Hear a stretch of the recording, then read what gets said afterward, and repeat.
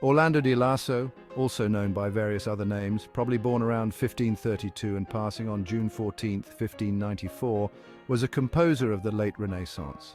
He stands as the chief representative of the mature polyphonic style in the Franco-Flemish school, alongside other luminaries such as William Byrd, Giovanni Pierluigi da Palestrina, and Thomas Luis de Victoria. Immensely prolific, Lasso's music spans a wide array of styles and genres, earning him unprecedented popularity throughout Europe. Orlando de Lasso was born in Mons, in the county of Hainaut, Habsburg, Netherlands, which is modern-day Belgium.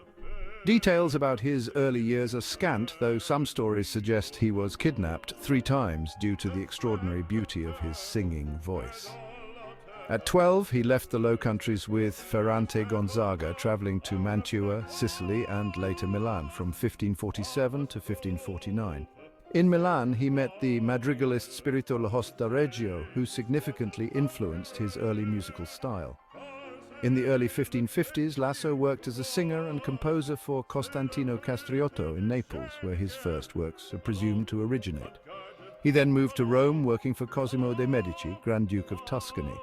By 1553, at the young age of 21, he became Maestro di Cappella of the Basilica of St. John Lateran, a prestigious post he held for only a year. Lasso's journey continued as he traveled to France and England before returning to the Low Countries in 1555, where he published his early works in Antwerp. By 1556, he joined the court of Albrecht V, Duke of Bavaria, in Munich, where he would spend the remainder of his life. In 1558, Lasso married Regina Wackinger, and by 1563 he was appointed Maestro di Cappella, a position he held with distinction. Lasso's fame grew, attracting students like Andrea and Giovanni Gabrieli. His renown spread beyond musical circles, earning him nobility from Emperor Maximilian II and knighthood from Pope Gregory XIII. Despite numerous offers from other courts, Lasso valued the stability and opportunities in Munich, preferring to stay. In his later years, Lasso's style became simpler and more refined. Even as his health declined in the 1590s, he continued to compose, producing his final masterpiece, the Lagrime di San Pietro. Orlando di Lasso died in Munich on June 14, 1594, leaving behind a legacy that would endure for centuries. He was buried in the Alter Franziskaner Friedhof, now the site of Max-Joseph-Platz. One of the most prolific, versatile, and universal composers of the late Renaissance, Orlando di Lasso wrote over 2,000 works in all Latin, French, Italian, and German vocal genres known in his time. These include 530 motets, 175 Italian madrigals and villanellas, 150 French chansons, and 90 German lieder. Interestingly, no strictly instrumental music by Lasso is known to survive, or ever to have existed. This is a fascinating omission for a composer otherwise so wide-ranging and prolific, during an age when instrumental music was becoming an ever more prominent means of expression across Europe.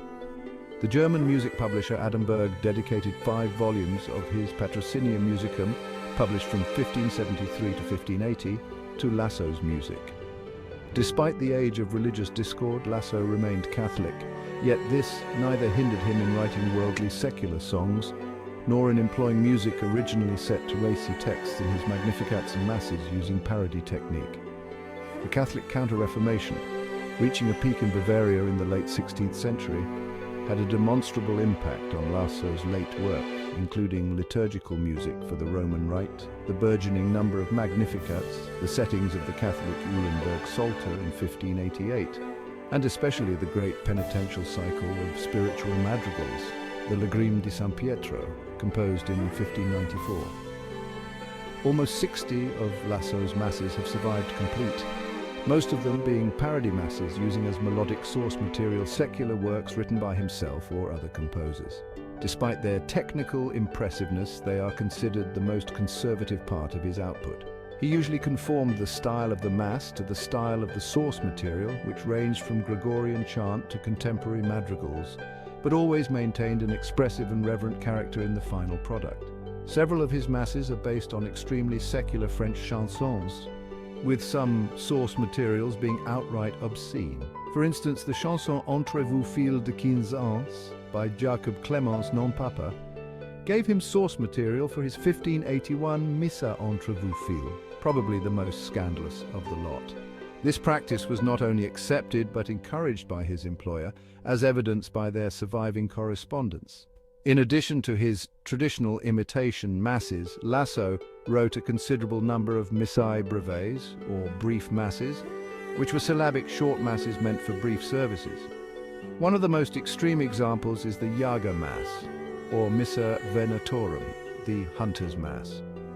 Some of his masses show influence from the Venetian school, particularly in their use of polychoral techniques, such as in the 8-voice Missa Osculetur Me, based on his own motet.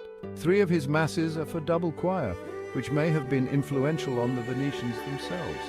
After all, Andrea Gabrieli visited Lasso in Munich in 1562, and many of Lasso's works were published in Venice. Even though Lasso adopted the contemporary sonorous Venetian style, his harmonic language remained conservative in these works, adapting the texture of the Venetians to his own artistic ends. Orlando di Lasso's legacy is one of immense contribution to the musical world, blending sacred and secular, conservative and innovative, in a manner that continues to inspire and captivate audiences to this day.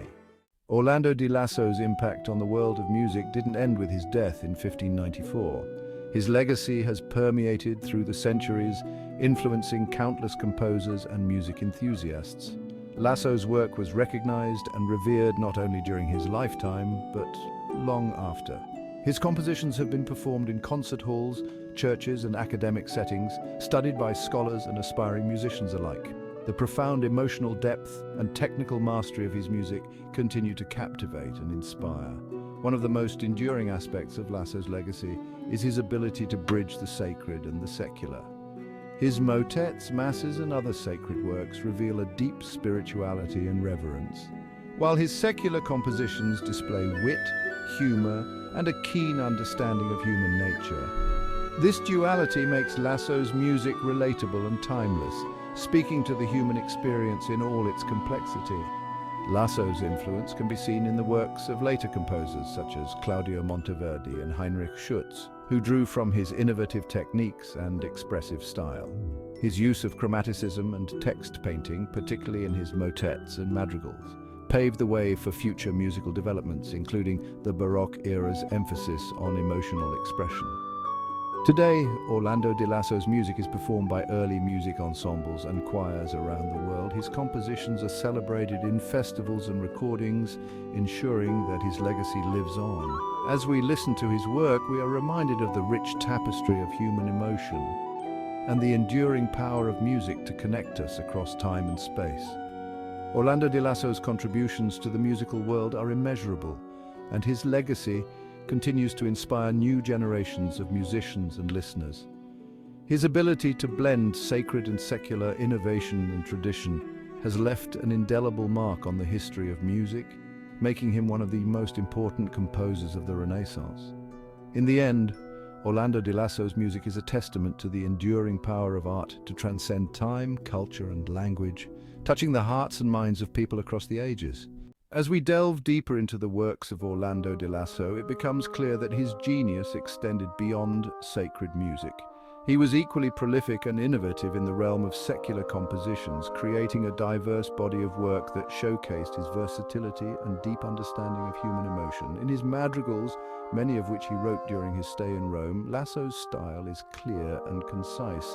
His melodies were memorable, often signing his work by using the word lasso and setting it with the solfege syllables la sol, that is AG, in the key of C. His choice of poetry varied widely, from the weighty verses of Petrarch to the light-hearted and humorous canzonettas. Lasso often preferred cyclic madrigals, where multiple poems were set as a group of related pieces. For instance, his fourth book of madrigals for 5 voices begins with a complete sestina by Petrarch, continues with 2-part sonnets, and concludes with another sestina, creating a unified composition where each madrigal is a subsidiary part. Another form that Lasso cultivated was the French chanson, of which he wrote around 150. These chansons range from the dignified and serious to playful, bawdy and amorous compositions, including drinking songs suited for taverns. Lasso chansons were enormously popular in Europe and were widely arranged for instruments such as the lute and keyboard. His polished, lyrical style followed that of Sermisi, rather than the programmatic style of Clement Janiquin. One of the most famous of Lasso's drinking songs was even used by Shakespeare in Henry IV Part 2, sung by the drunken Justice Silence in Act 5, Scene 3. Lasso also composed German Lieder, intended for a different audience, as they contrast in tone and style from his chansons and madrigals. Written later in his life, these Lieder often tackled religious subjects, though light and comic verses are also present. He even wrote drinking songs in German, addressing the unfortunate aspects of overindulgence, showcasing his ability to blend humor with a moral lesson. In the preface to his collection of German songs, Lasso mentioned composing Dutch songs, though none of these have been preserved. This statement adds another layer to our understanding of his prolific output and the breadth of his influence. Orlando de Lasso's secular compositions provide a rich tapestry of human experience, from the solemn to the joyous, the sacred to the profane. His ability to capture the essence of human nature in music has ensured that his work remains relevant and celebrated to this day.